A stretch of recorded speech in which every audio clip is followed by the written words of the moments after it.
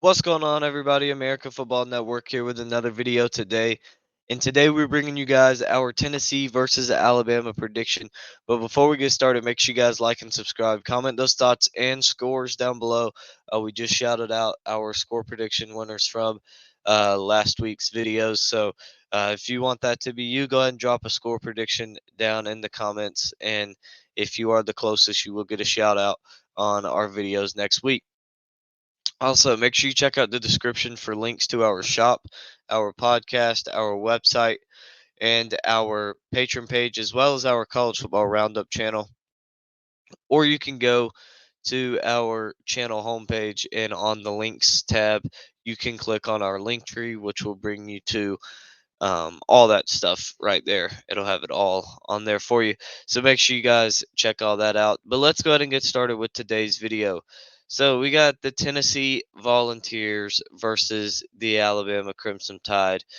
Alabama comes into the game favored by 9.5. It's 3:30 on CBS this Saturday. But yeah, I thought it was interesting. Alabama was favored by 9.5. Tennessee comes in at 5-1, 2-1 in the conference. Bama comes in at 6-1, 4-0 in the conference.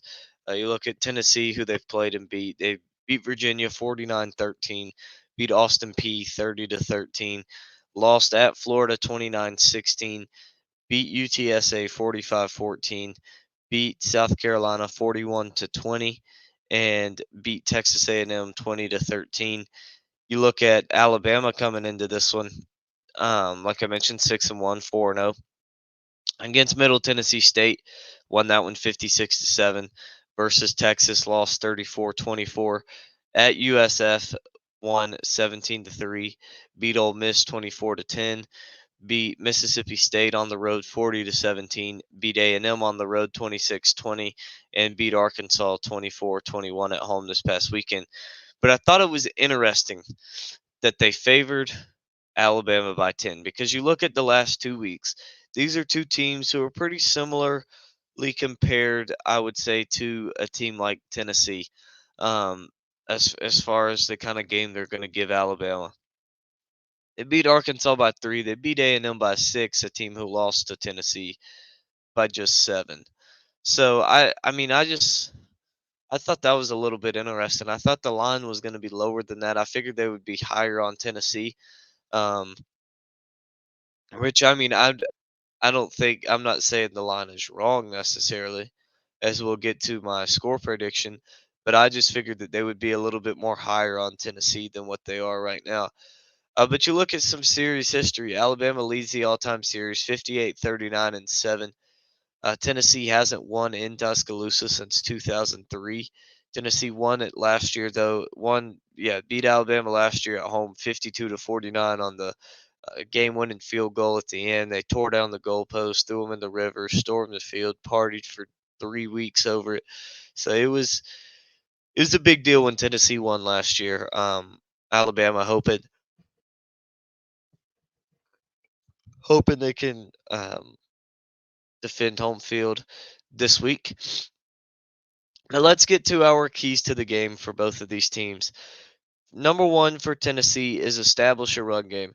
Joe Milton has not been throwing the ball deep at all in this season so far early on. Um, and it's not that he can't, but he's got a great arm, but the dude is just not accurate. And I don't know how many years it's going to take for everybody to realize he just isn't accurate. He hasn't pushed the ball down the field at all. You look at his numbers, he's 112 of 182 for 1,264 yards, 10 touchdowns to 4 picks. He's barely over 10 yards a completion. You look at Jalen Milroe, though, for Alabama, on the other hand, he's got 50 less attempts, about 30 less completions, and he's thrown for about 2,000 more 200 more yards, more touchdowns, save about a pick. So, like, Milton is just not pushing the football down the field. The one thing that has been consistent for Tennessee, though, is their run game, and Jalen Wright in the run game. He comes in with 80 carries, 571 yards, averaging 7.1 yards a touch. So he's been tearing it up uh, in the run game. And then, there's some other guys that have been getting involved a little bit here with him. Yeah, some other guys have been getting involved with him, but it's mainly been him carrying the load here for the Tennessee Volunteers in the run game, and they're gonna need to establish that, and they're gonna need to establish it very quickly here, because this is gonna be, this is a game where you do not want to be one dimensional, and I think Alabama probably has the best defense in the SEC this year. You do not want to be one dimensional against them. Offense hasn't looked very good, but that defense has been very good. So you got to make sure that you are not a one-dimensional football team in Tuscaloosa against that defense. Got to be able to run the football and open it up, man. Let Milton throw it deep.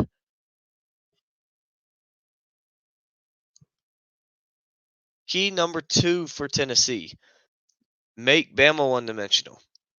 Like we just talked about with them, with Tennessee, you don't want to be one-dimensional. You want to establish a run game. Well, for Alabama, you want to make them one-dimensional. They haven't been Um, they haven't been a very good team offensively this season. They've struggled, and which was expected when you look at what all they lose last season. So they've struggled, but they've still got some dudes. If you don't cover very good, they've still got some dudes, and they can still make some plays. So you got to make this Bama team one dimensional if at all possible. And I think the one way to do that is to take away the run game and put the game in, make Jalen Milrow win this football game, because I don't know if he's going to be able to do that. Bama, not very good running team. They haven't really been committed to the run either. I mean, McClellan has 95 carries for 454 yards. He's averaging 4.8 yards a touch. Rodell Williams, 61 carries, 319 yards, 5.2 yards a carry. Milrose, 68 carries, 139 yards. Some of that has been from sacks. That's why he's only averaging two, but his longest 53. He has the longest run on the team all season long. So that is another thing, is not only do you take away the running backs, you got to take away his factor of running as well, which I think they can do. I think it's easier said than done, but I do think Tennessee can do it. I just you cannot let this guy beat you. Um, you can't. You can't let Milrow beat you with his legs. And you got to stop the run. I mean, they're only averaging 3.8 yards a carry as a team. Tennessee gets after the passer. So it's not like that's going to be really a big deal as far as, like the sacks. I get it. Yeah. But Tennessee has 24 sacks on the season. I'm pretty sure that has them at top five in the country. I know Penn State's number one at 27. So 24 sacks on the season, 146 sack yards. That's 146 yards that the opposing offense is going backwards. I think Tennessee's in a good spot here to be able to get after the quarterback, attack this weaker Alabama offensive line, and I think that they can make them one-dimensional and shut down the run game. You look too at the defensive totals um, here for them. They've been getting after them and getting tackles for losses as well. So, and they've been swarming to the football. They got 156 assisted tackles, so they've been swarming to the football for sure. Next key for Tennessee is wear the Bama defense down. Like I mentioned, they're a very good team, very good defense. You got to wear them down offensively. You got to move the football. You got to get first downs. You got to keep your offense out there. You can't be going three and out, three and out, three and out. First down, then punt. Got to get first downs. And you got to win on third down. Tennessee converting 42.3% of the time on third down. They're 36 to 85. You look at their first downs, they've got 128 total first downs this year.